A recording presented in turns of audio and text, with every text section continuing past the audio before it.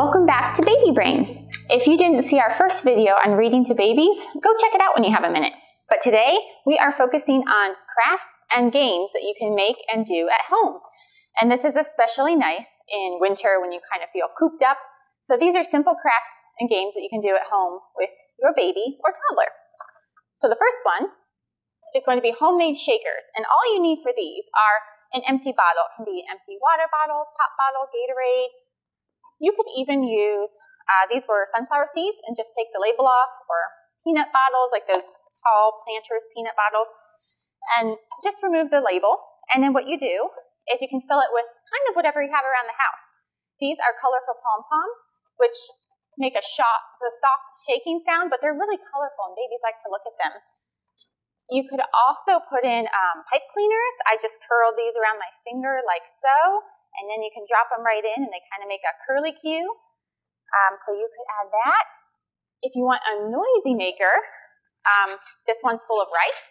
But some other good options are dried beans or craft seeds, or even a little pasta that fits into a jar. So anything that you have around the house or that you can get easily at the dollar store for cheap, put it in. And the key is to make sure before you put the lid on, put some glue around it, then tighten the lid, let the glue dry for a few hours, and then put some tape. We just want to make it extra safe.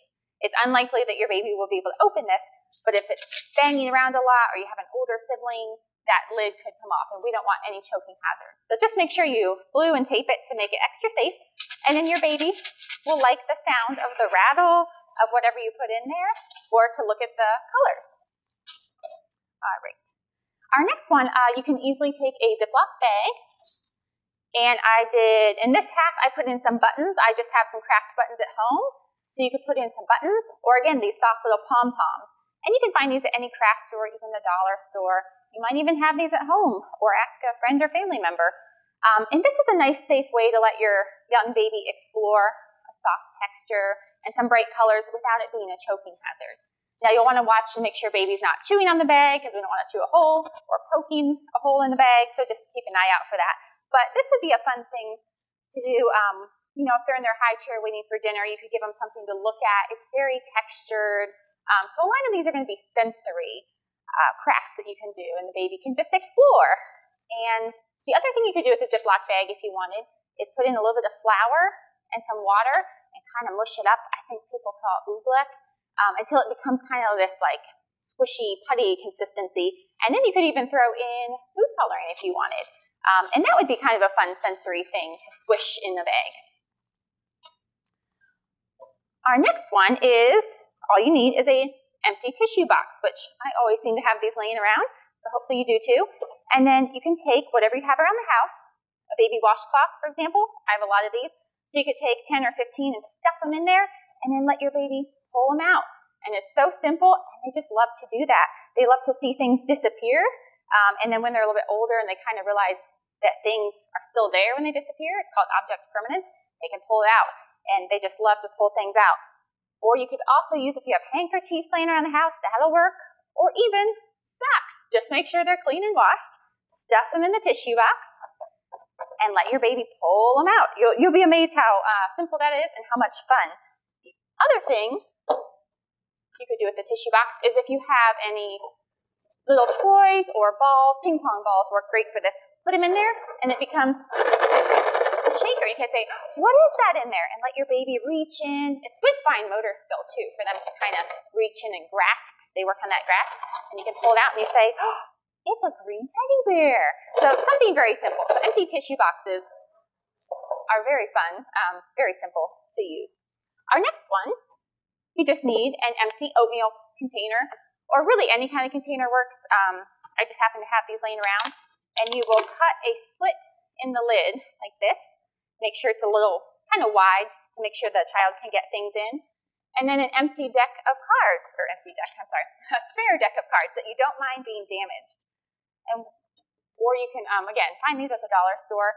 And what they will do is put the cards into the top of the box. Now this is good eye-hand coordination and good fine motor skills. Again, you're getting that pincher grasp and putting it in there. And my son, when he was around 15 to 18 months, really started to like this. Again, it's so simple, but he would just sit there and put in the cards and concentrate really hard. And so it's something very simple and good for them. And it can kind of keep them occupied for a while, which can be nice. If you don't have cards, or if you happen to have popsicle sticks laying around the house, that would work too. Anything that you can think of that will slot in there is just a good activity. And most of these you should be able to do for free if you have them laying around the house, or pretty inexpensive if you can go to the dollar store and grab the supplies that you need. The next one is sensory bins. So I have this big baby splash pool here. A lot of us have these lying around, but you don't even need one that big. You can use a simple tub container at home, or even like a larger Tupperware Rubbermaid container. And what you're going to do is get something that you don't mind the baby messing around in. So you could get oats that are pretty inexpensive and dump them in there. You could get cereal. Cheerios are good, or Rice Krispies, because especially if the baby puts them in their mouth, those are going to be okay. You could also do like dried beans and pasta, but just watch your child closely because you don't want them eating it. It can be a choking hazard. You can do cut up newspaper, tissue paper that's shredded. Before I cut up pool noodles into large chunks, and then you just let the baby play in the sensory bin. Oats especially are really good if they have little cars they want to drive around, because it leaves tracks in the oats. And then, of course, water. Babies love to splash in water. Just put a small amount, like an inch or two in there, and watch your baby closely. So it is going to make a little bit of a mess, so find a place in your house you don't mind.